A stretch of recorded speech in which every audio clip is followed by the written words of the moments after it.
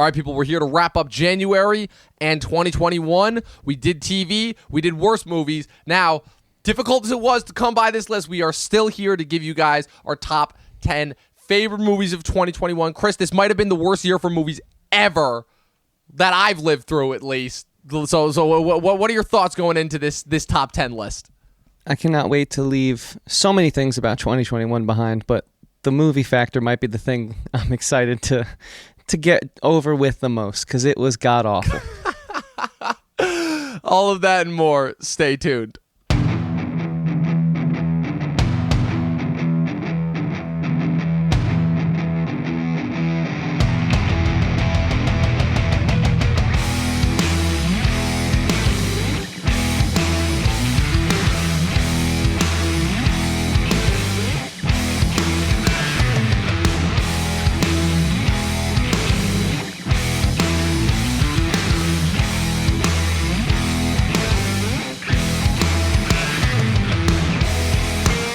Chris, we're in a little bit of an interesting conundrum right now because we started this channel kind of like based off of our mutual love of movies and going to the theater and, getting that new event, that rush, that feeling of hanging out with your friends every weekend after, which we kind of started back in our Duchess days, and then we kind of continued that in 2019. And, obviously a lot of it was because of the pandemic and just kind of the pandemic ripping away movie theaters from us, because even, the thing about it is that even when you watch a bad movie in theaters, even if as long as you still have that, group event with your friends, you could still get that, great theater feeling. But 2021 was such a weird, mixed, hybrid year, between, we had the weird HBO Max thing, and then we had a lot of movies that got delayed and went to streaming, then we had movies that only had the 45-day window before they went to streaming, and none of the studios really bothered to market anything this year because there's really no money in marketing anything because of streaming. I don't know. There was just so much, I feel like, that went into 2021, on top of the fact that all the movies that we had were kind of like holdovers from 2020, which, yeesh, if these were the movies we were supposed to get in 2020, I'm not sure that the pandemic might have done us a favor as far as that goes, but I don't know, man. Just what are your thoughts on movies after 2021? This is your third year really covering movies fully the way that I've been for the last couple of years. So just give me your thoughts on that. Break it down for me before we get into these top 10 lists. Sure, yeah. They've somehow all progressively gotten worse each year, but what's progressively gotten better, Dom, before I give you my take on covering movies, I think our podcast has progressively gotten much better. So I think if there was ever a time to ask you guys to subscribe, hit the like button, and of course, leave a comment like our good friend Eric, who's already hanging in the chat, who doesn't understand how we thought it was such a bad year. And I will answer Dom's question and explain that. Good morning, everyone. Again, please like, comment, subscribe. We are happy to be here. Cannot wait for the show today. So yeah, Dom, I think each year's progressively gotten worse. And it sucks because I thought 2019 was actually really good, and it kind of was a false sense of not passion, because I think I love doing this so much now. It's just another creative thing that I've added. I was always a music guy, and now I have, being a critic of film and TV as well, and it's equally as important now, I can say. But I just always thought it was going to be as good as it was. I always thought the Getting was going to be good. I thought we would always have a year with an Irishman, Once Upon a Time in Hollywood type year every year, and I just got spoiled in my first year. So intensely spoiled. And a couple Zolas and Olds later, you realize what you're in for. But I'm committed. I understand. Someone has to. It's a dirty job, but someone has to watch the shitty movies. And I guess that's us. I feel like we need to add a caveat there. Watch the shitty movies and actually review them the way that they need to be reviewed.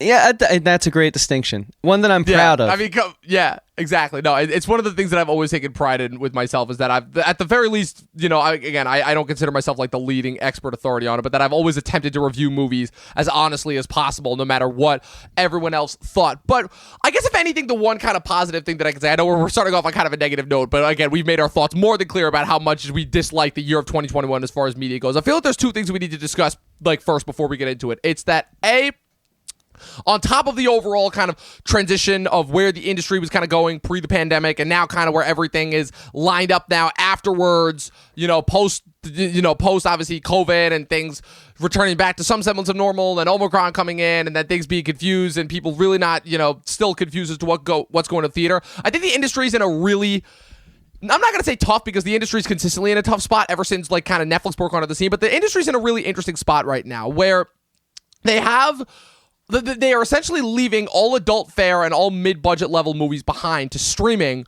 But the strange conundrum here that I don't think anybody is talking about is that these movies are still not profitable for the streaming services because 2021 introduced something new as a direct result of the pandemic that to this day still like probably will never be done again, just as far as the old theater contracts, which is the HBO Max day and day drop. We covered pretty much every movie that that was a result of that, with the exception of a few. And I think what's really interesting is that they just kind of pumped all those movies onto their platform in order to boost subscribers, right?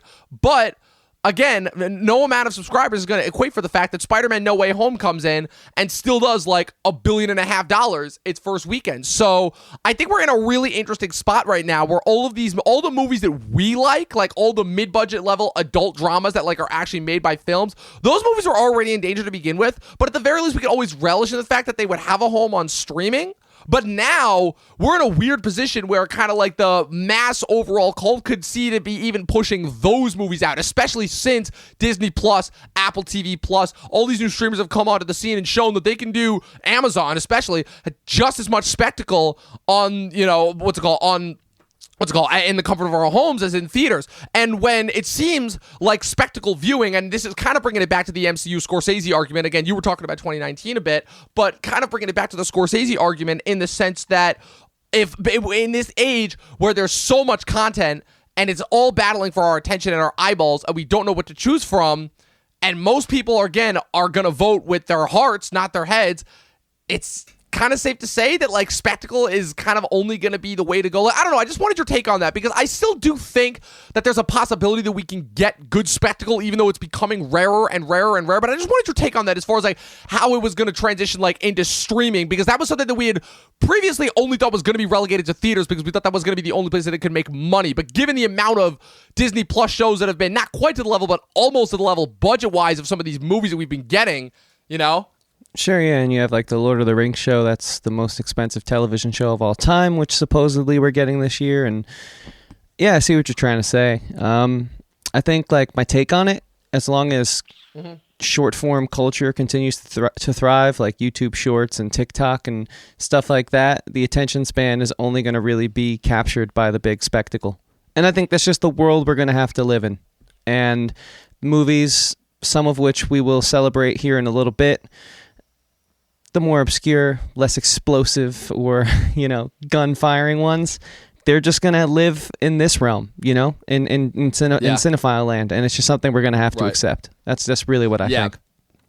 Yeah, I guess if anything, the only kind of annoying, while I am, of course, grateful that we do have this kind of little pocket, this little sect of the internet within cinephile land, I guess the only kind of like amount of sadness that has for me is the fact that so much about movies and what we love about movies in their traditional form, as far as as far as like kind of how the stories that we love have really gone towards television, is that kind of losing that like kind of like again, like that feeling, that getting together, that being in the theater, that experience with a bunch of other people and getting an experience that we have no idea, and getting like the same experience that we have with someone for 2 hours in a dark room with no one else. It's like you said, nothing can really equal that. And so I guess just the idea that we're going to lose that, and we've kind of lost this place in the culture where movies can be important and can be impactful and can reach a wide-reaching audience. That to me is what has always been like kind of the magic of movies. And the fact that that's kind of going away, I don't know, it causes it to lose a little bit of its luster, especially since most of these movies that we're going to talk about, at least I know that I'm going to talk about, and I know I went out of my way to watch them, but I don't know how many people outside of our crowd have watched them. I don't know how many people outside of our crowd have even heard of half these movies, Exactly. So, with that being said, Dom, instead of, further participating in an exercise in futility, how about we talk about some great movies? Yeah, let's do it. Because again, there's always a few every year, and I will say this till the day I die. It is that every year, even in 2020, the year with no movies, we were still able to pull out 10 movies. I think we had some really entertaining choices on there last year. That last year's list was definitely one of the most fun lists that I've ever had.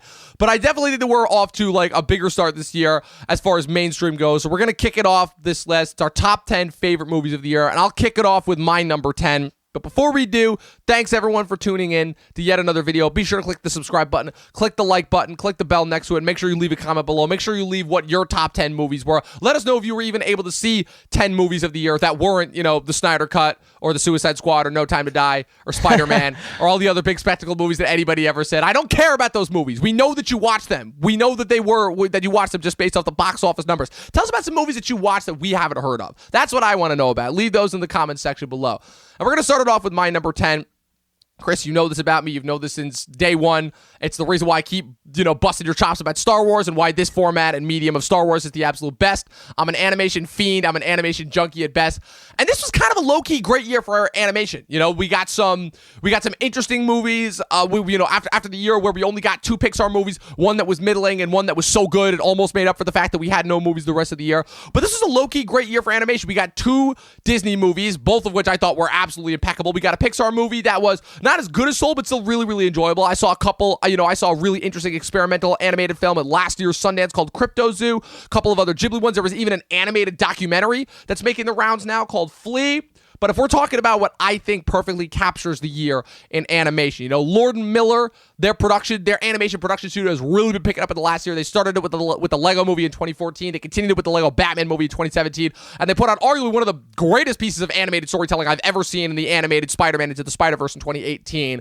But I definitely think that while this isn't one of their best films, I still think that it is a movie that I did not see coming, that Netflix put out, that I thought was one of the funniest, one of the most inventive, one of the zaniest, and one of the most heartwarming movies of that year. So my number 10 is The Mitchells versus the Machines. This is a movie that had that was originally, it was in the last couple of years we've been seeing Sony, specifically because Sony is the only studio without its own streaming service, sell off a shit ton of IP to Netflix. And this was one of those movies where I saw a trailer for it at the beginning of 2020, right before the pandemic set in. It originally had a different name. I thought it looked generic. I wasn't a fan of the animation style. I thought it looked too much like a Nickelodeon thing. And then they immediately sold it off to Netflix and they changed the name. And I'm like, okay, so this is just going to be another Netflix dump. I saw the release date. I saw that Lord and Miller were attached. And I'm like, okay, this is Lord and Miller. I'll give them the benefit of the doubt. And I finally watched this movie in April of 2021, almost like a full year after it was supposed to come out, like a lot of other movies. And unlike most of the other movies that got delayed, this movie was just spectacular. It was so fun. It was so heartwarming. It's so zany. And the story is basically it's a family that's taking their oldest daughter to college. The oldest daughter is the black sheep. She doesn't really fit in. The dad is more so old school, old fashioned. Doesn't like technology. The daughter is of course a tech fiend. She's a film student. She loves making short films. There's a whole bunch of poppy animation and a bunch of movie references. And of course, they're traveling in the middle of when a tech giant unleashes a new robot AI that causes a giant robot uprising. Every single tech-based joke that you could think of on the planet is in this movie, and they all work. The voice cast is great. Abby Jacobson, Danny McBride, Maya Rudolph, Eric Andre as the tech CEO. I still think that this has one of my favorite jokes of the entire year when the AI is like, oh, I'm going to drive everybody insane. And the tech CEO is like, how? And you just see this giant switch on the screen that says Wi-Fi, and it slowly goes from on to off. And the next scene is everybody going fucking nuts. That I was almost pissing myself. The jokes are all there. There's a reference a mile a minute. Lord and Miller hit it again. And I definitely think that this is one of the funniest. It also is the movie that brought back Rihanna and T.I.'s Live Your Life from their 2007 album. It's great. This movie's absolutely amazing. It's my favorite animated movie of the year. It's one of the funniest movies of the year, Mitchells versus the Machines. I heavily recommend it. Nice, man. I hear that. I got to check that one out. I really do. For me, coming in at number 10 is a recreation of a Hollywood classic, Steven Spielberg's take on West Side Story. I thought it was really well done. I thoroughly enjoyed it. I think it's only at number 10 and not higher because being very familiar with the first one, there were some really great shot replications, which I thought were awesome, especially in like the establishing shots. There was a lot of like, wow, that's like the same shot, just now put on digital instead of film. And I was like, that's awesome. And it looks so cool. And Spielberg really made this world feel so alive. And I think he actually did a really cool job of like modernizing some of like the subtext of the political nature of the story. I thought it was really nice. And I think that everything about it was awesome.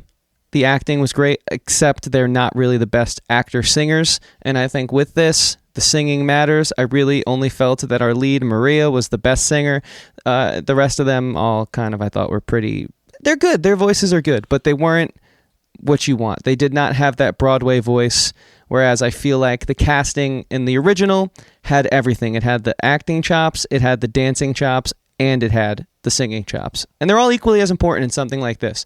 But it was still phenomenal. I think our culture needs something like this to happen to get people to go back and get reacquainted with the classic, even if it is a little, now polished off. They put a new paint of coat on it. It's fine because I think it was nice to see the reception it got. I think it was overall really well done, but as a singer myself, as a music guy, it just did not have that it didn't have what the first one had in the vocal performances, and that's a bit of a shame. But it was still great. It still made my top 10, and it was phenomenal from a filmmaking perspective. I mean, Spielberg still got it. That's what I think I got the most out of this. So, yeah, West Side Story, number 10 for me. Yeah, this proved that Spielberg still knows how to make movies after the disaster, in my opinion, that was Ready Player One. But real quick, Chris, before we moved on to the next spot, I wanted to ask you something. So, famously enough, obviously one of the biggest known things about the original West Side Story is the fact that the lead actress in that, I can't remember her name off the top of my head right now, but the lead actress in that, they famously dubbed her voice because she couldn't sing. Versus in this one, they had like the actual actors, attempting to sing even if they weren't the best. So I guess my question is, it's like, since we're at this like really interesting point, it's like, which you think is the better substitute, which is, dubbing versus like attempting to have like non-singers sing? Well, it depends on what approach you're going for. Like, if you wanted to feel like you put a play on film, then you get the room tone. You actually have them singing, and you have actors who know how to project. Like in a theater performance, they can dance, they can sing. Like if you've ever been to a play, they're moving. There's physicality there, but they know there's a certain type of singing that's more operatic. You use the upper part of your back throat to project the sound so it can reach an audience, but when you're actually in a studio recording, you don't have to be as loud. It's more about making it sound right. So it depends on like the approach. It really comes down to like what the filmmaker wants to do, but when you pick one, you got to stick with it to make it the best to what you're tailoring the performances to. And so what I'll say is, I don't think either approach mattered in this situation. I think they did the best with the singers they had, but I just don't think that they could have got it any better, if that's what you're asking me. It just happened to be as good as it was. They don't feel like real singers to me. You can sort of hear it in the way that they pronounce their words and in the vibrato that sometimes doesn't develop, which typically does develop from Broadway because that's a classical singing style. A vibrato is innate. It just happens if you're a well-trained singer, especially in like the more, I'd say, higher class sides of performing, like not rock and roll, like Broadway and theater. And it just wasn't there really for a lot of them. And that's fine. Straight singing's fine. But I don't think it would have made what I like about great musicals any better had they decided to pick, are we going to go for the more natural performance style, or are we going to go for the more, we'll have them film, we'll have them record, then they're going to overdub it. It wouldn't have made a difference in my opinion. I just think the caliber of singer they picked wasn't up to the task of what I wanted. Didn't stop it from being in my top 10, though, obviously. Right. Well, I was only asking that because that seems to be a common problem that we're seeing with a lot of movie musicals, since the movie musical has pretty much made a massive comeback in the last couple of years thanks to The Greatest Showman and La La Land. But so I just wanted to get your take on that because obviously, again, it's been a big source, I think, of ire amongst the musical community. Is it's like, okay, we have all this technology, but do you still go with the naturalistic approach of actually trying to have them sing, or do you just consistent to overdub it? Because because with the dubbing thing, that's been done really badly in the last couple of years somehow. So I just wanted to get your take on that. But moving on to my number 9, I made a big stink in the last couple of years about the fact of how I have largely started to hate the Oscars, not just because of their growing separation from people's actual viewing habits, but also because a majority of the movies, again, are really falling into that trap of just being boring and Oscar baity. A lot of people will make the argument that a lot of movies are nominated. It's like, oh, you just can't handle a slow-paced movie. It's like, no, I can handle a slow-paced movie, but if the story's not there, then I'm not gonna care, Because a lot of Oscar stuff is either boring and monotonous to the sake of sleep-inducing, or they're just schmaltzy and cutesy and fun without actually having any substance behind them. Sort of like Kenneth Branagh's Belfast. But the one Oscar bait movie that I can say I definitely got into was Jane Campion's The Power of the Dog, which makes its way at my number 9. This is a movie that was kind of like Nomadland last year in the sense of like, okay, this is a movie that's like being up for a lot of accolades. accolades. It's Jane Campion coming back to the big screen after doing Top of the Lake 8 years ago on Sundance. She's going back to Australia. She's shooting a drama at the turn of the century about and I wasn't really sure what this story was going to be going in. All I knew was that it was about ranch hands, and I knew the cast. I'm like Benedict Cumberbatch, Kirsten Dunst, Jesse Plemons, Cody Smith-McPhee. I'm like, all right, that's a pretty good cast. What is this going to be? And what we end up getting is a story that I was not expecting at all. In a strange way, it's like a newer, more sinister rendition of Brokeback Mountain, if that makes sense, where it's basically about these two ranch hand brothers and how one of them ends up marrying this, what's it called, a maid at like this kind of like ranch stopover, and how the other one like kind of is like trying to deal with his growing separation anxiety by consistently isolating himself and projecting his feelings of, loneliness onto others, while at the same time you've got her kid who is like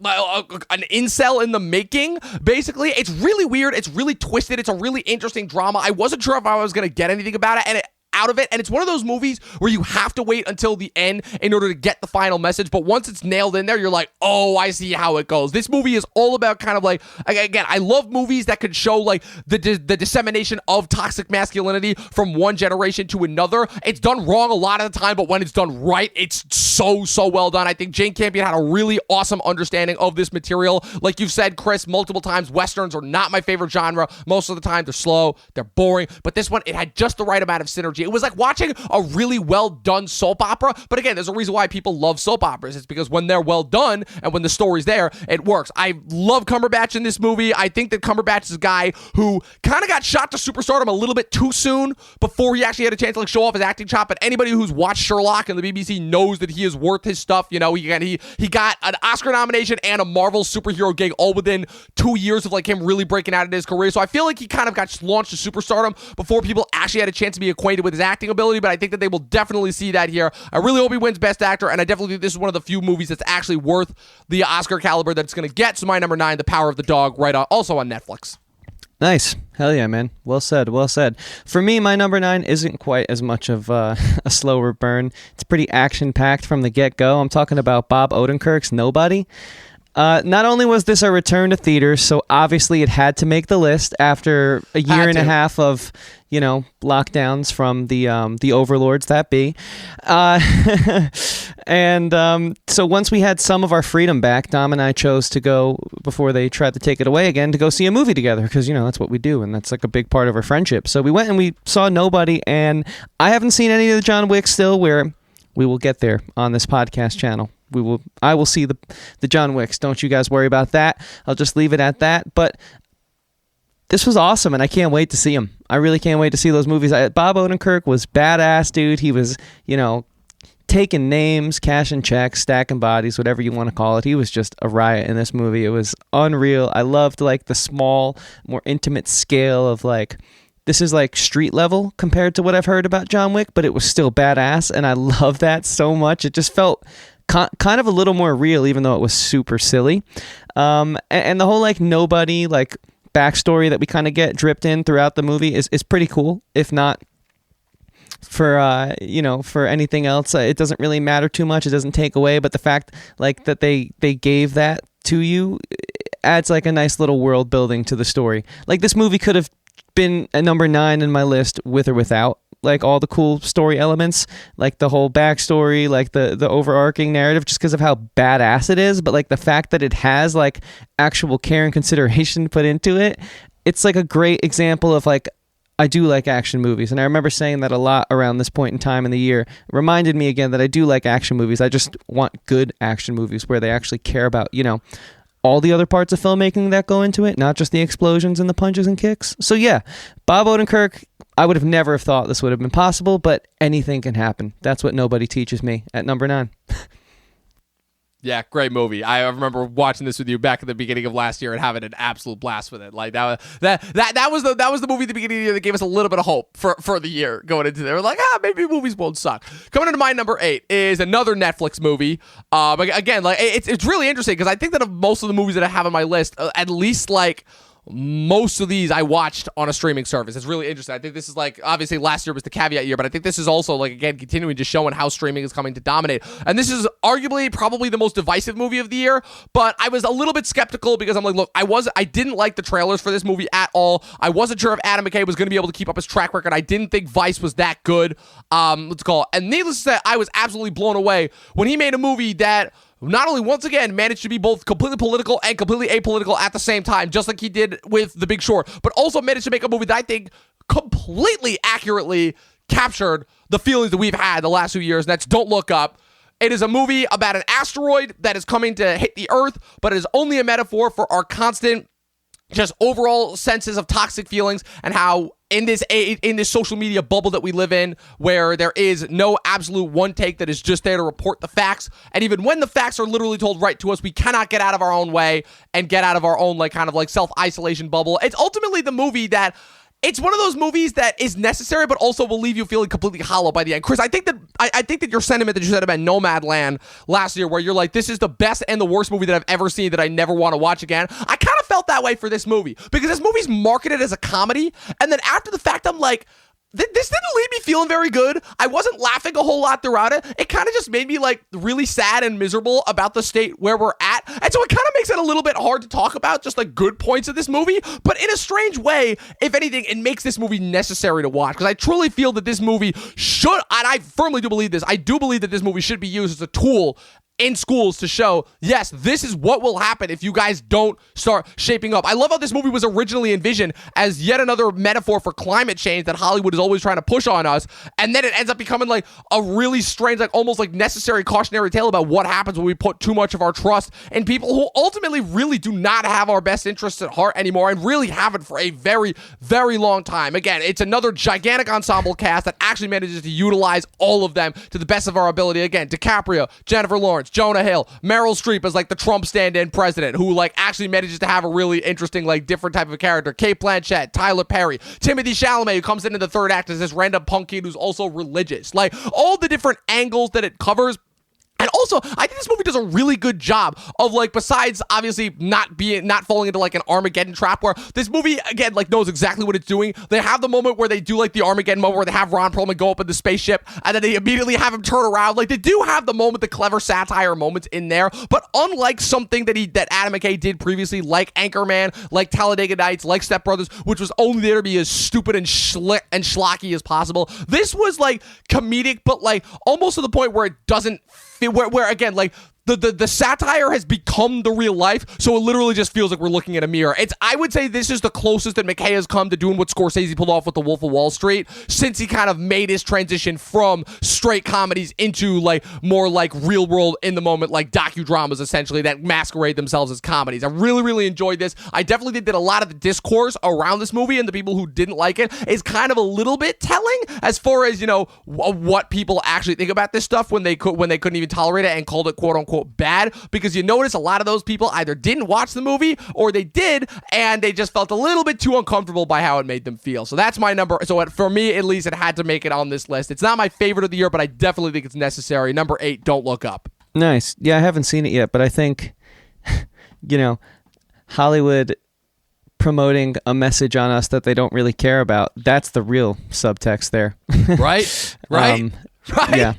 I mean, they want to talk about climate change, yet they are the jet setter class. And exactly. What do jets do? Well, YouTube loves this. They won't bash our video for talking about the science. Jet fuel is bad. So, you know, I only ever drive my car and public transportation, whatever.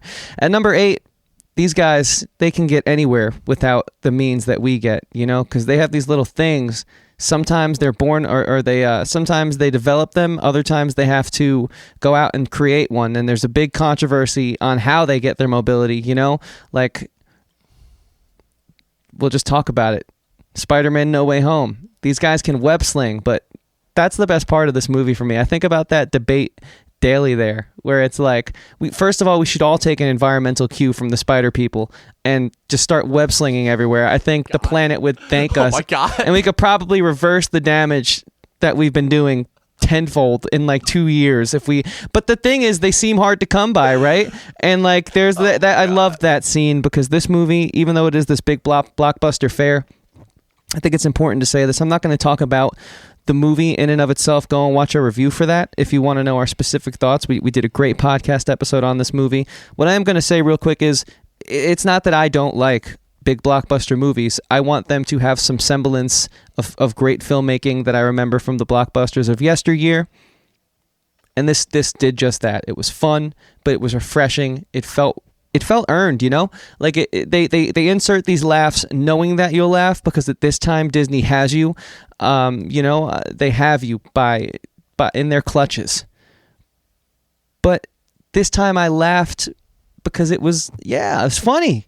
Okay. So this does work for me. Just needs to be done right. There was some class and some elegance to this movie as far as you can attribute that to any blockbuster. And I want more of them to learn from this, you know? It was a really fun time. So again, like I said, if you want our full in-depth reviews and what I thought of it, go watch the actual review. But I think the larger subtext was more important to say. And I was surprised to see Marvel make this list. But look, when they earn it, they earn it. So yeah, number 8, Spider-Man No Way Home.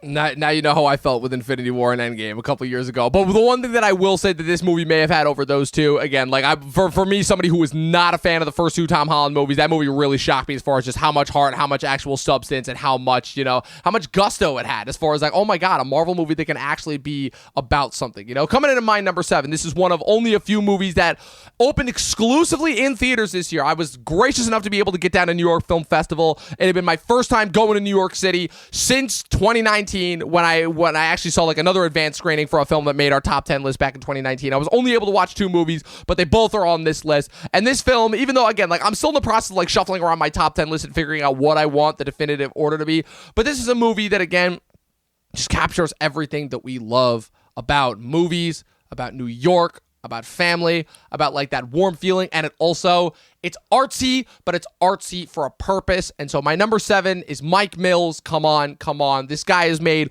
2 movies previously, one of which won Christopher Plummer an Oscar, the other of which was one of the most underseen, but one of my favorite movies of 2016, 20th Century Women. Mike Mills famously stated that those first 2 films he made about his parents, Beginners being about his father, and 20th Century Women about his mother. And this film, he just recently, he doesn't have a kid, but he said he wanted to create a story about like kind of not just about what it was like to have a kid, but what it was like to be a kid growing up in this world today. And the approach that he takes with it, I think, is so heartwarming, so ingenious, and yet so simple. It's one of those things that it's like, again, you wouldn't think of it until it's staring you right in the face and you're like, oh, the answer's right there. Where he makes a story about Joaquin Phoenix following up one of the darkest roles he's ever had in the Joker movie that came out in 2019 with one of the most heartwarming and really like kind of melancholic performances that Joaquin Phoenix has ever given. It's so interesting. Everybody always talks about like all the dark and twisted and weird Joaquin Phoenix performances, but people do forget that Joaquin, he's an amazing actor. He's capable, he is one of those actors, you can give him literally anything on the page and he will make it work. And he's got a fair share of these like really heartwarming roles too, where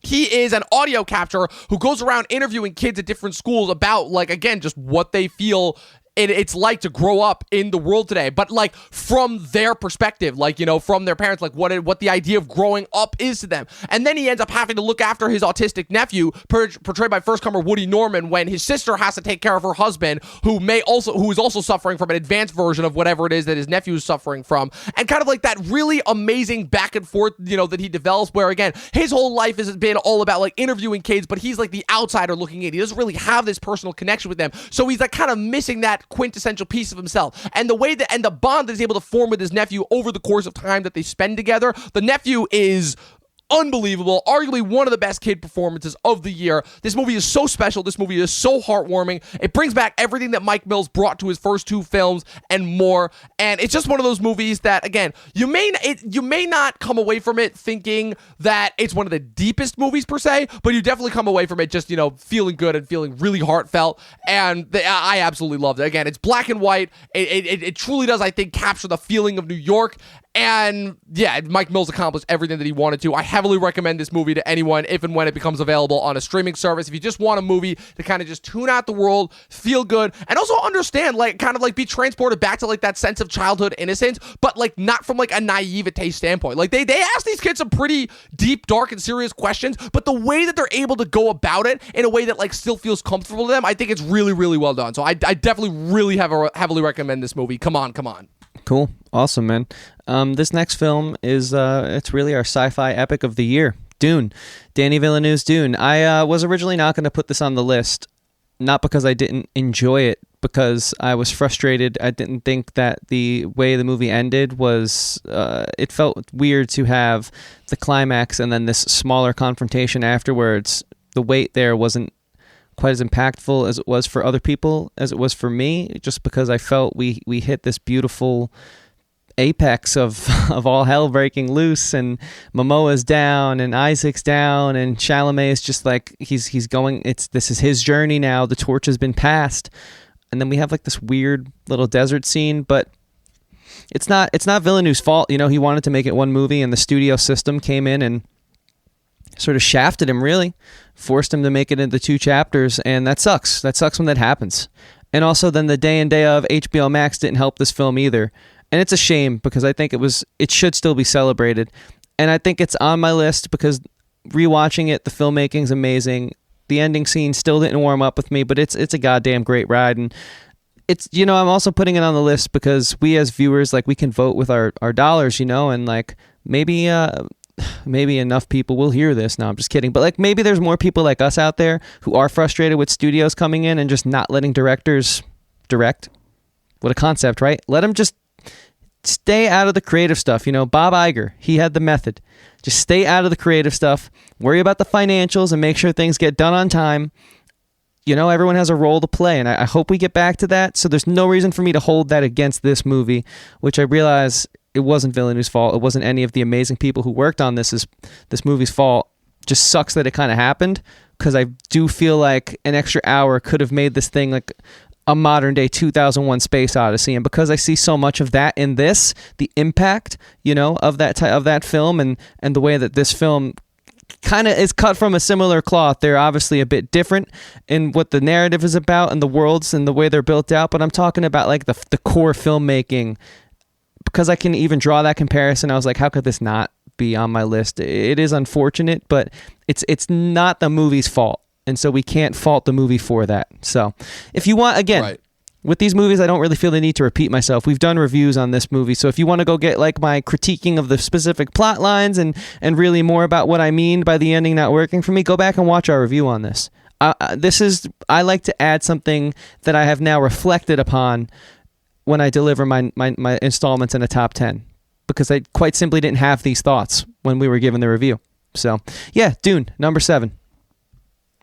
Yeah, absolutely. Well, my number 6, I'm not going to have too much new to say because my number 6 is also Dune. But the only 2 things that I'll add to that point is because I did a fair extensive bit of research on this movie as well and the behind the scenes. This is one of the few movies that came out this year. It was really only 5 that actually made me like want to go behind the scenes and want to find out about the creative process. Because again, Denis Villeneuve, I can safely say, is one of the most visually impressive directors. I don't necessarily know if all of his stories work all the time because I'm not always a fan of the. I think that even though he knows how to do visuals, unlike the way that most people do, because he can actually like work with CG and he'll use a lot of practicals and he uses a lot of models, and so he's one of the only people that like actually is able to like have that sense of old school filmmaking. You know, I think the problem, a lot of people compare him to Nolan, but I think the difference between him and Nolan is the fact that Nolan, because he came onto the scene in the 2000s, I mean, Denny came on at the same time, but Nolan's films have always had that really interesting sense of modernization because of the types of stories that he chooses to pursue, and because his stories, it feels like they always have like 18 different layers underneath them that you have to figure out, versus Denny pursues always a very classical mode of filmmaking, which is why every one of his films that he's put out in the last couple of years, whether you like him or not, Sicario, Prisoners, Enemy, the new Blade Runner that he put out, Arrival, they all have this very classical feeling to them. And the only thing that I'm going to add to that point is that unfortunately it was not the studio's idea to make this one movie. This was famously Denny's idea originally, that he did pitch them on to do it as 2 movies. Now, what I will say though is I don't agree with where he chose to end the movie, because I personally am not a fan of Denny's endings. I think with the exception of Sicario, every one of his movies is completely flopped with the 3rd act. But the only reason why I will give him that decision is because I think it's interesting, because I'm reading Dune right now. This is the Dune book. And ironically enough, I left off, I don't know if you guys can see at the bookmark right there, but that right there is the portion of the book that he adapted for this film.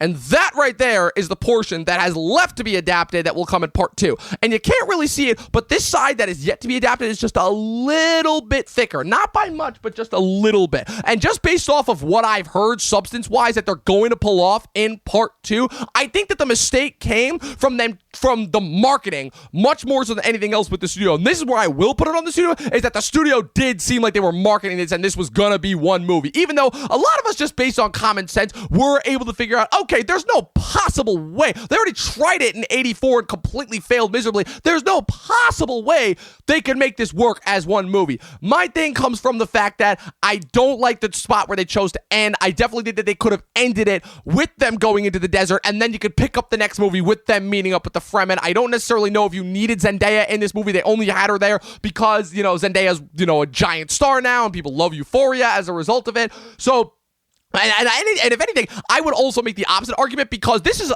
ironically enough, Denny made such a big deal about the day and date release of this movie that, in a strange way, it almost ended up benefiting the movie, because a ton of people who I never in a million years would have expected to watch Dune or get anything out of it. Again, it's a gigantic, epic, visually amazing looking sci-fi drama, but it's essentially like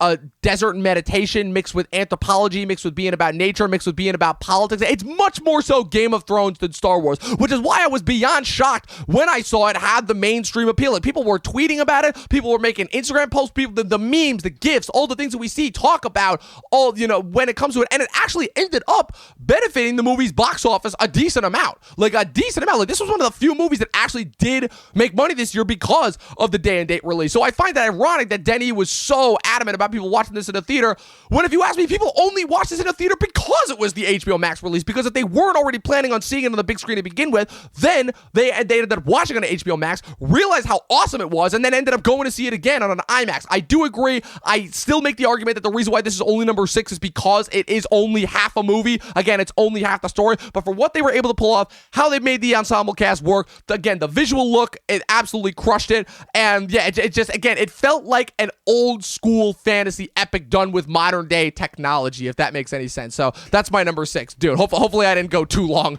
with that diatribe there. No, it's interesting stuff. It really is. It's good to know. So, this next movie, Eric, this one's for you, brother. At number 6, it's No Time to Die. My first and so far only James Bond viewing experience.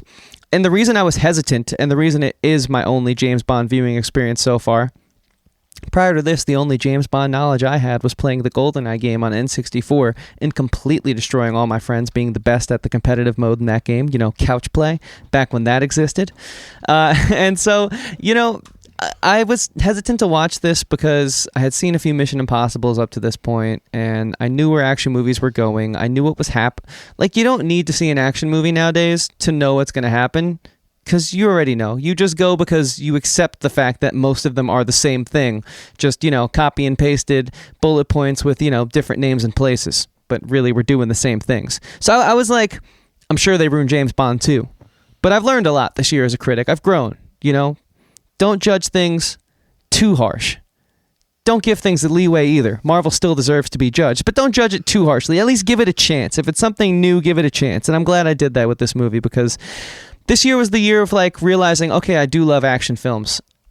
I always have. There are still some good ones. You just got to find them. And James Bond, No Time to Die is one of those. And I can't wait to go back and watch the rest of the Craig series. I got to get around to it. These movies are so hard to come by, though. They're just not on any streaming service, and they're not making it easy for my bank account to watch. But I will watch them at some point in time, because I love this movie that much. So yeah, James Bond, No Time to Die. We did another review for this one on the channel. Go and watch it. It was a great one. I was just fresh off watching it and when we had seen it, and just completely just gushing. And those are always fun reviews. So yeah, that's my number 6. What about you, Dom? Where are you going next? Absolutely. Real quick, I just wanted to give a shout out to Luke, who is currently dropping his top 10 in the chat right now. Eric saying, man, I'm shocked you were able to get as much as you did out of No Time to Die without seeing the previous Craig Bond's movies. The only thing that I'll say to that, Eric, is I definitely think that the whole majesty of James Bond is the fact that James Bond has never really been that interconnected, even in the modern day when everything has to be interconnected. And the fact that No Time to Die was still able to have all those references to the previous Craig James Bond movies without ever making you feel lost, I'd say is part of the magic of what makes it work as well. And then Luke's top 10 that he's dropping right now. Number 10, Tick Tick Boom. Number 9, Quiet Place 2. Number 8, Raya and the Last Dragon. Number 7, The Suicide Squad. And number 6, Snyder League. Luke, keep dropping your top 5 as we go throughout this list. My number 5 is the second movie that I watched at New York Film Festival. Again, I like the diversity that we have here. You know, you're covering some of the bigger movies that were able to like kind of break through the mold as far as like also like being really good in addition to being like that blockbuster spectacle. And I'm like covering a lot of the little movies. And this is a movie that comes from a filmmaker that I would say is starting to prove himself a little bit problematic, just a little bit. Not in a weird way, kind of the same problems that I have with Paul Thomas Anderson's most recent film as well, Licorice Pizza. But I definitely think that what Sean Baker was able to pull off with Red Rocket, that Paul Thomas Anderson was not able to pull off with Licorice Pizza, is Paul Thomas Anderson designed that movie as a fantasy, but I think that the intent behind the fantasy, I think, was a little bit misplaced as far as misunderstanding that at the end of the day, fantasies don't last, they end, you know, and that's kind of what makes them the fantasy. But what Sean Baker's able to pull off here, as far as making what is ultimately more of a self-delusional fantasy more than anything else, and making this really interesting story about narcissism that would prove to be problematic in any other sense, but because he's able to toe the line so much between like what it is that we think we're seeing versus what it is that we're actually seeing. The story of this is it's a washed-up porn star named Mikey Saber, portrayed by former MTV star, former porn star, former scary movie star Simon Rex. How he returns to his hometown of Texas and ultimately starts to cause problems there nonstop. This movie is a movie that I wasn't quite sure what to make of the first time I saw it. And then by the time it finished and I realized, oh, wait, this is showing that like what happens when, you know, how kind of like justice, for lack of a better word, karma kind of comes for everyone, you know, because the trick that he pulls here is by making Simon Rex so relatable, so charismatic, so charming, despite openly showing like absolutely like despicable acts that he commits.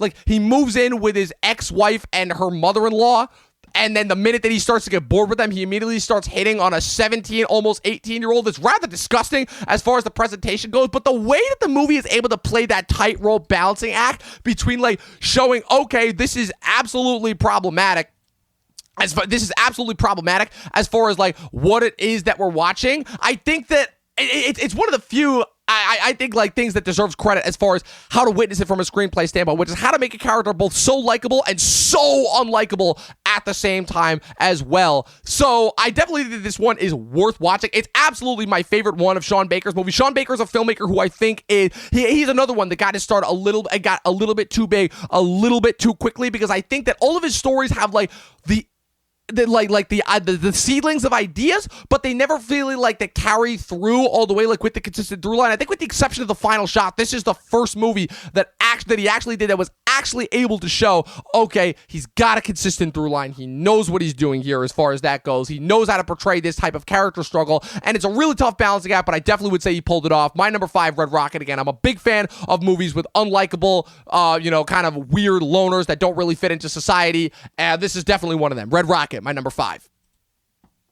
Red Rocket, okay. Hell yeah, man. So for me, coming in at number 5 is the first animation installment on this list, and that for me is Luca.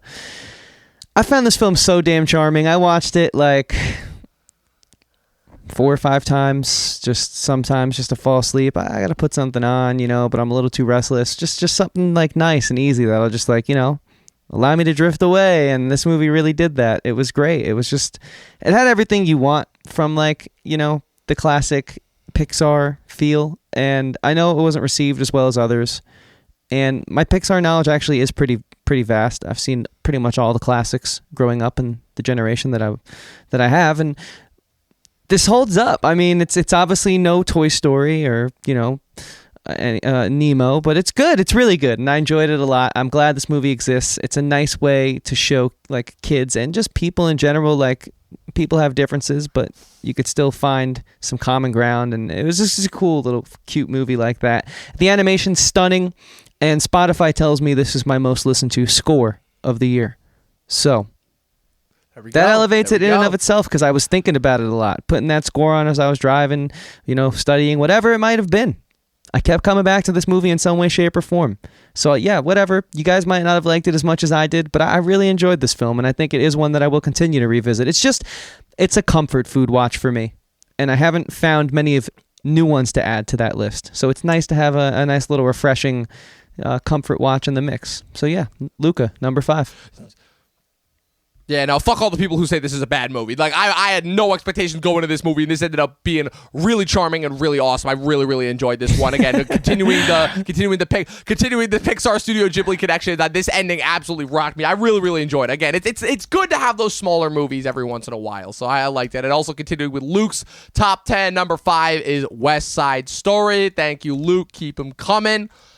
Going into my number 4, it's another movie that, again, nobody saw, to the point where not even the Oscar saw it, but if anything, that's what makes it so special, because I like having those. I always have at least one entry on my list every year, as far as it's a movie that nobody else has seen, but I saw, and it just makes it that much more special. It's interesting, because I still remember, again, and this just shows the direction that movies have gone, where Paul Schrader did First Reformed a couple years ago, which for a long time was one of the few movies that came out in March and almost had that Oscar run that carried it all the way through to the rest of the year.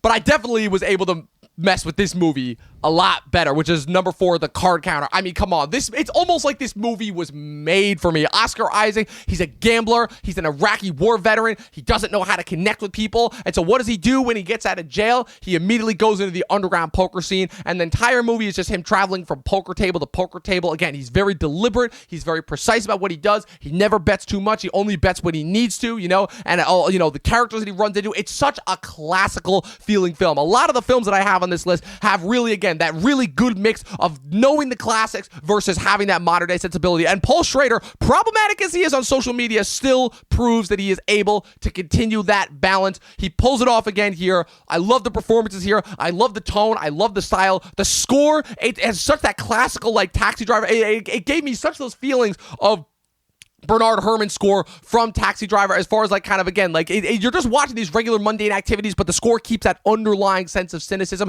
And even though Oscar Isaac, he seems like a regular guy, you just know that this is a guy that's got some fucked up shit in his past. I could not recommend this movie more. I had such an absolute blast watching it the first time. It was one of the few movies that locked me in from start to finish.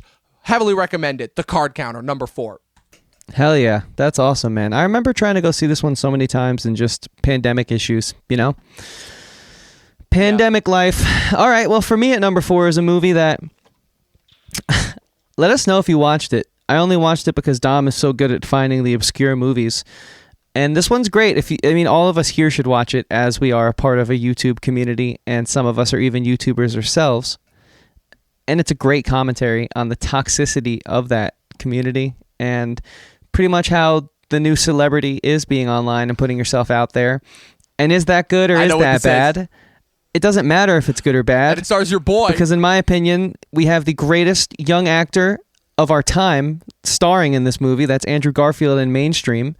I think he's brilliant. I've come to conclusions that he's not my favorite actor of all time. I think that my favorite actor of all time has to be at least above the age of 60, because I think as an actor, it's important to see, can you deliver throughout all the different ages of your life, especially if you started young, because roles change and that's a different type of performance you have to give. But currently, right now, I don't know anyone who's doing it better than Andrew Garfield. Everything I've seen him in has been so beautifully weird, but it doesn't feel like he's like trying to do it, trying to be weird, trying to make a statement. It just feels like these roles are perfect for him. And it's like he's like a Robert Pattinson type, I love it.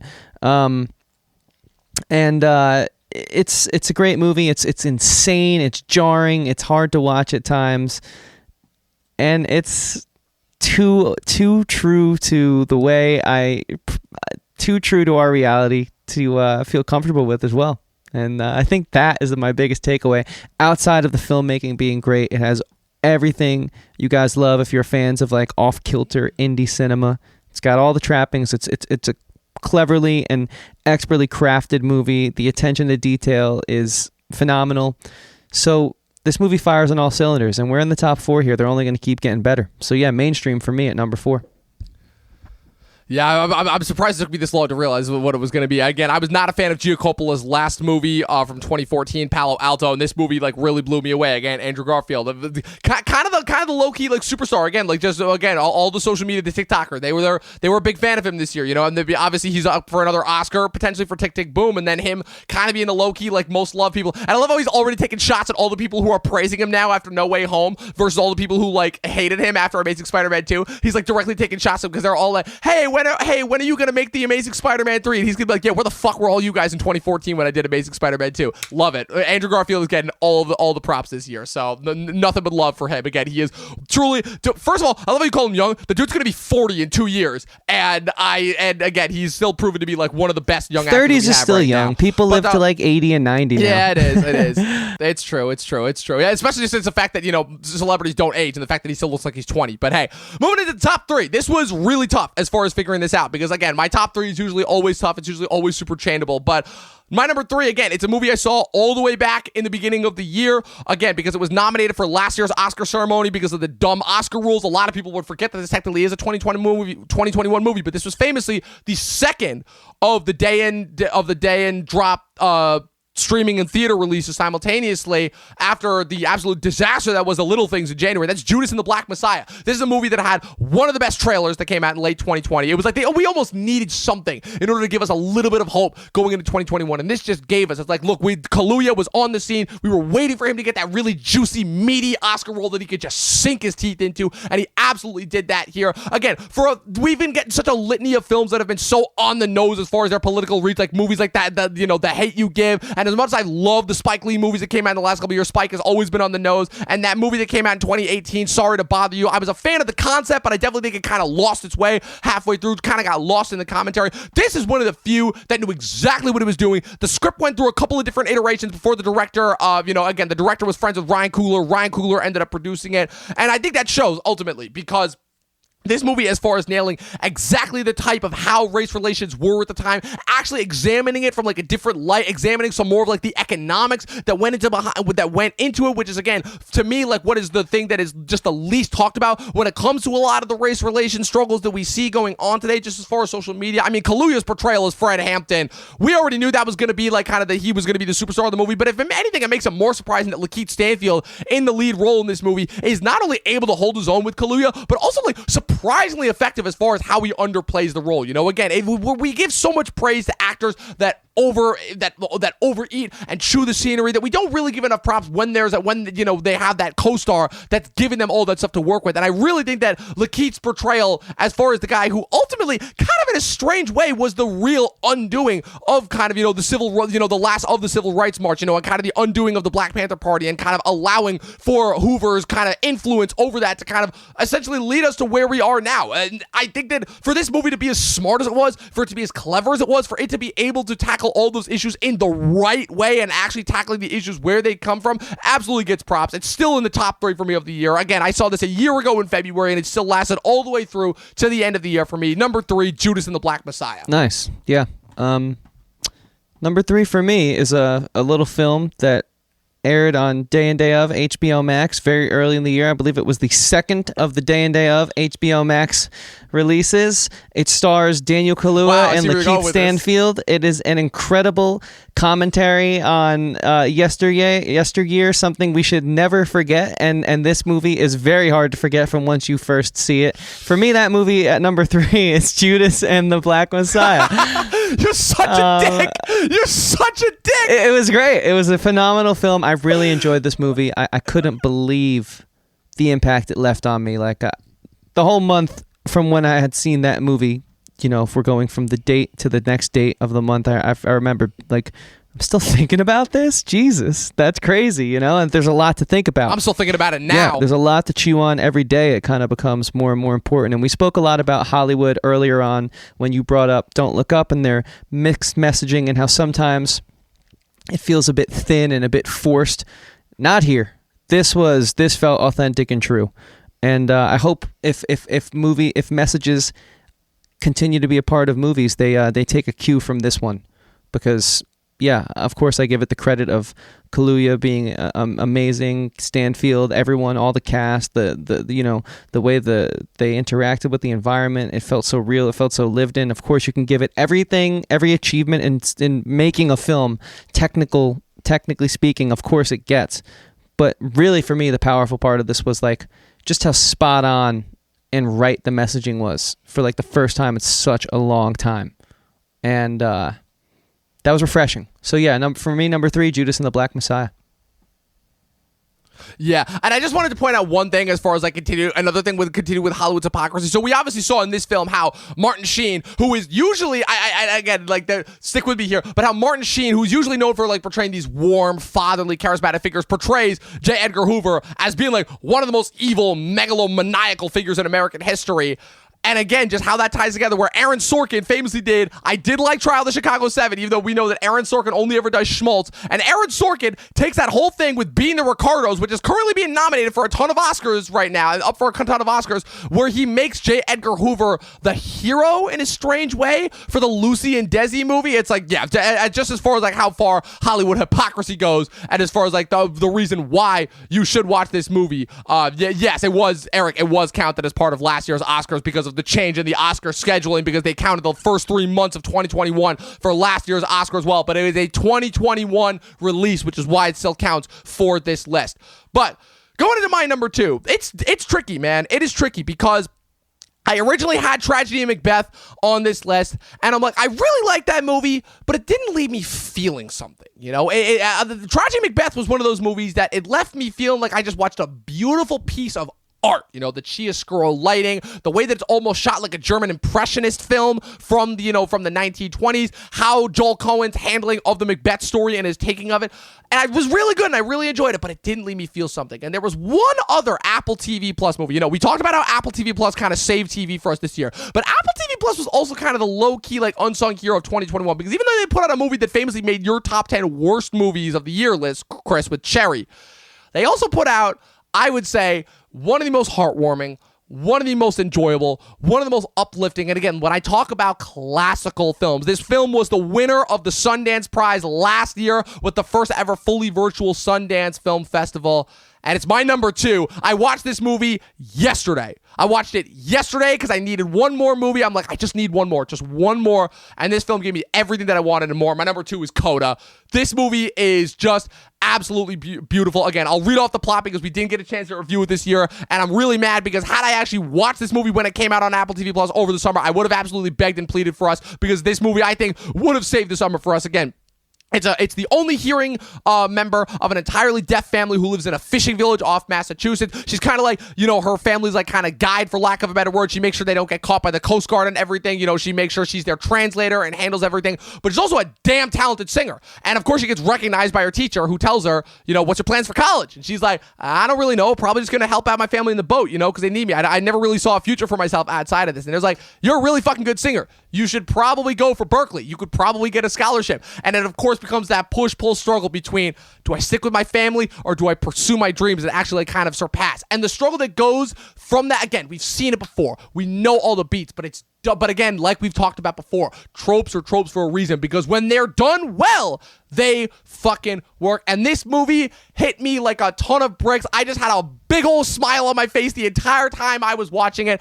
Almost entirely new cast. A few people in there that you might recognize. Eugenio Derbez as the singing teacher. Marley Matlin as her mom. Sing Street Kid, Ferdia Walsh-Pilo, who I didn't recognize at all because it's been 5 years since we saw that movie, as her like kind of crush that she developed. Again, this movie has so many different opportunities where it could absolutely fall into trope territory, and it doesn't. I absolutely love this movie from start to finish. It's so heartwarming. It's the feel-good movie of the year. My number 2, Coda. Maybe you'll listen to me next time then. You said, I don't know, that doesn't look good. Yeah. I don't want to cover it. I know. Sorry, got to call you out sometimes. I eat my words. No, absolutely. And then you convinced me not to watch it. I ate my words fully on that one.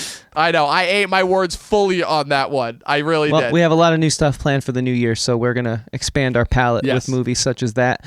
And for me, doing this podcast has showed me that animation, while it is specifically targeted for kids, isn't always just for kids. You know, these filmmakers are amazing at what they do, and they have a way of putting something in for a little bit of everyone who's watching, regardless of your age. And it's kind of helped me get the magic back into this medium, doing Talking TV podcast. And so I think what a better movie to emphasize that, something that's outside of a larger IP or outside of a studio that is like traditionally taking a certain approach or angle. Like these guys, I've realized now, have done some of my favorite movies of all time. And when I look back at that list, I'm like, I got to take the stigma off of animation because it's amazing. And I've done that this year, and this podcast has helped me do that. So that's why Raya and The Last Dragon comes in at number 2, because it's like Zootopia, it's like a completely different style of animated film than Raya, but yet there's so much there. And that's one of my favorite movies of all time. It's got amazing subtext in regards to like race relations and the way we as a society like compartmentalize everyone. And then Raya is just this like amazing hero's journey. Like Campbell would be so proud if he saw this thing unfold. I thought it was just so well done, and it's like we're talking about it at such a high level.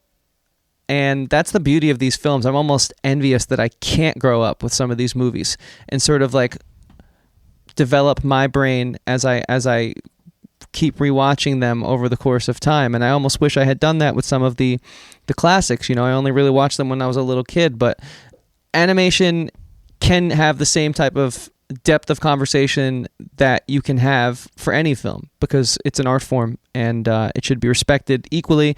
And not only is that why this is number 2, it's just I never stopped thinking about it. This movie came out in January, and I just thought it was brilliant. I loved sort of getting like the Asian culture on full display. I thought it was really cool. I've always kind of gravitated towards that stuff as like a huge anime fan, and the history in school and all that. Like Eastern culture was always my favorite. My electives in college were like of Eastern history. And so it's like really cool to like, I love this world we live in now, Like, I love that we're getting all these different types of voices and stuff, and now it's transcended mediums. It's not just in live action. It's...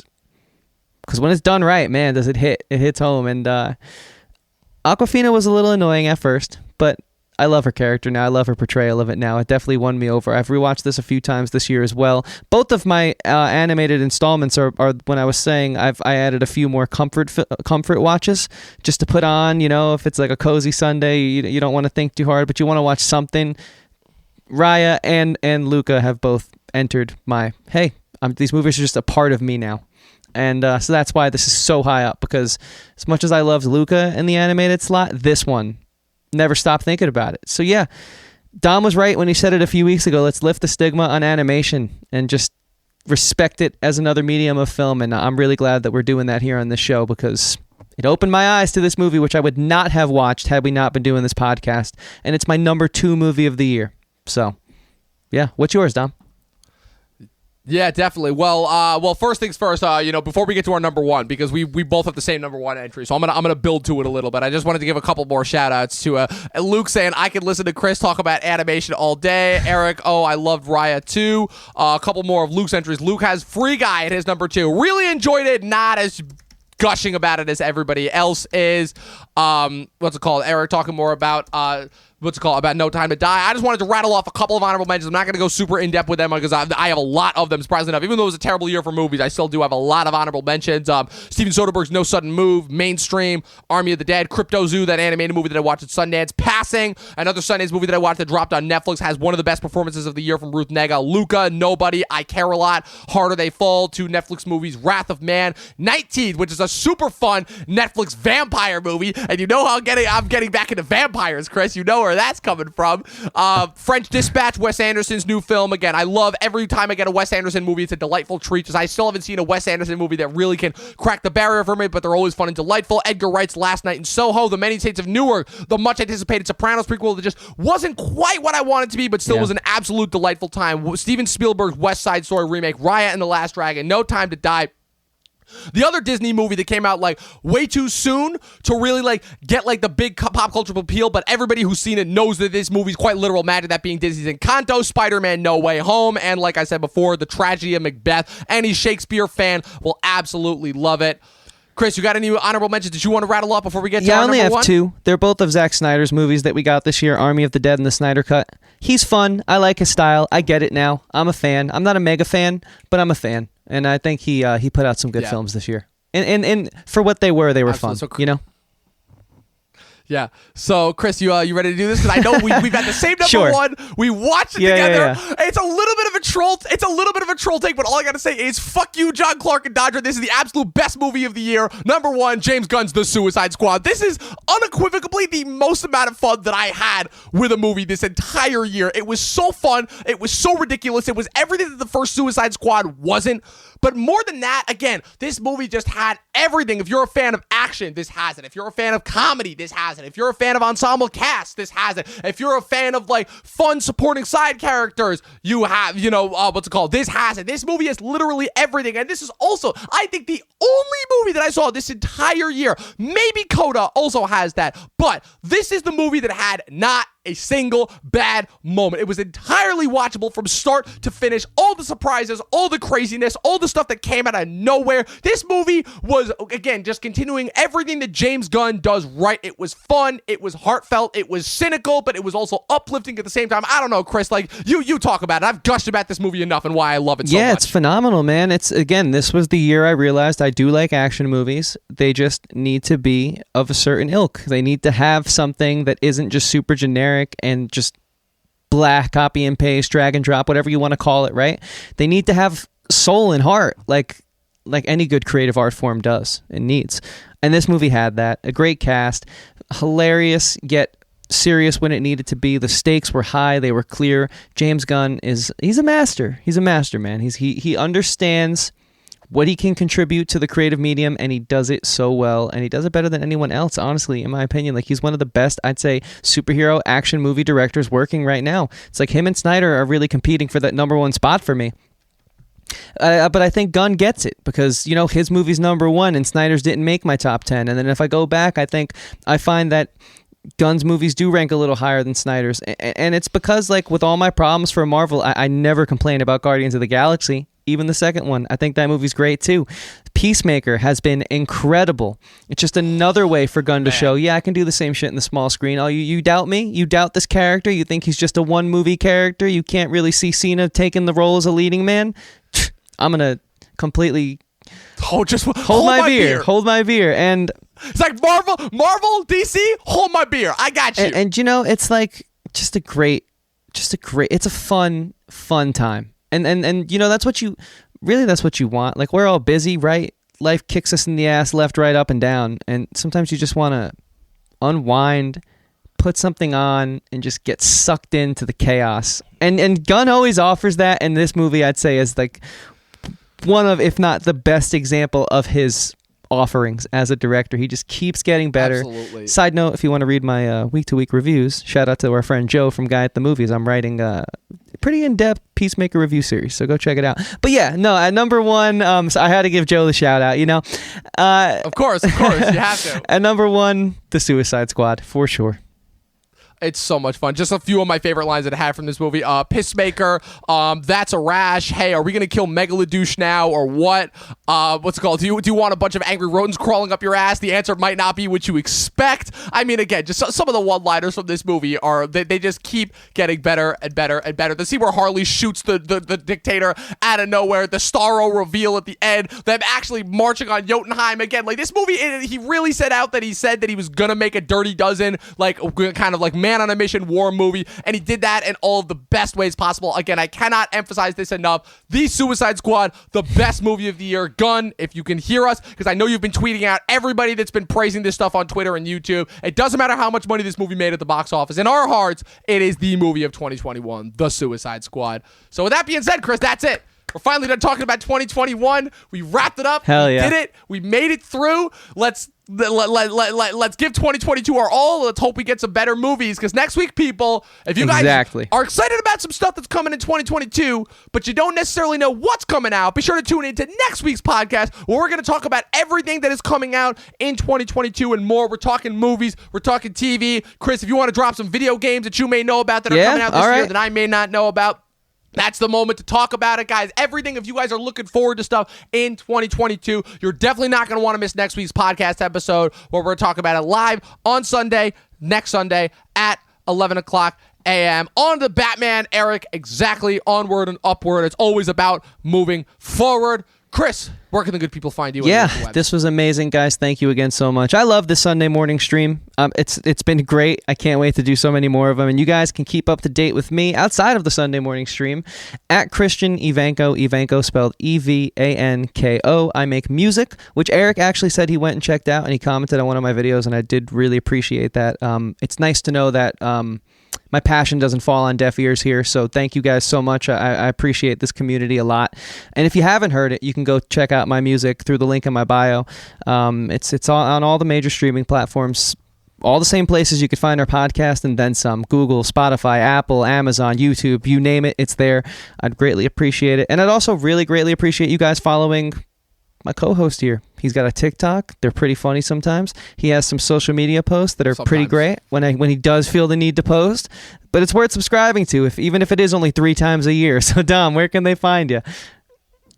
I mean, look, I don't like to post too often because I feel like it kind of ruins a lot of the mystique. But I did make a most recent Facebook post that kind of ended up screwing up because it accidentally posted it multiple times because of bad internet. Again, we lost even more celebrities. I just wanted to give a tribute to a couple of the other celebrities that we lost recently. We lost Meatloaf and Louis Anderson on the same day, so I wanted to give an RIP shout out to those. I will say this, though. After my serialized post, I will say that I was super happy because Michael Mann and Meg Gardner are publishing a novelized prequel/sequel to Heat, which I already talked about, but I wanted to give that another shout out. That will easily be on my Amazon pre-order list. And then I also wanted to make a post where apparently Jason Momoa, Duncan Idaho himself, is in talks to join Vin Diesel in Fast and Furious 10 after his plea to get The Rock to come back to the franchise fell on deaf ears. And the only thing that I commented on it was "my man" in all caps because, that's just become quintessential with this part. You guys can keep up with all of my funny updates with all of that. Follow me at Movie Nerd Reviews, Facebook, Instagram, Twitter, Letterboxd, Serialized, where I'm reviewing all the new TV shows